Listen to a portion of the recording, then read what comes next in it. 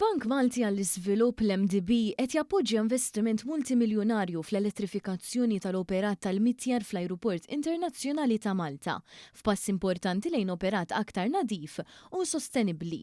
Dan il-proġett jagħmel parti minn pakkett usa ta' investiment li laħaq 12.5 miljun euro u mirat biex inaqqas id-dipendenza tal-ajruport fuq tamir li jaħdem bid-diesel u allura jaċċellera d-dekarbonizzazzjoni tal-operat fuq l-art.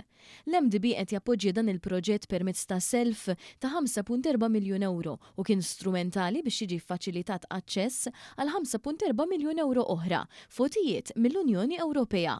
Il-bqija tal-investiment se jkun qed jiġi finanzjat mill-Ajruport Internazzjonali ta' Malta stess.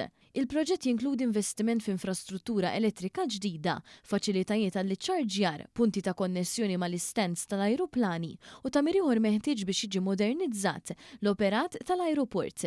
L-investiment mistenni jwassal għal benefiċċji ambjentali sinifikanti e kif mistennija jiġu frankati mal-1000 tunnellata ta' tniġġis ta' diossidu tal-karbonju kull sena. Dan mistenni wkoll jikkontribwixxi għal tnaqqis fl-istorbju u titjib fil-kwalità tal-arja fiż-żona tal-ajruport, benefiċċji kemm għall-operat tal-ajruport kif ukoll għall-komunitajiet tal-madwar.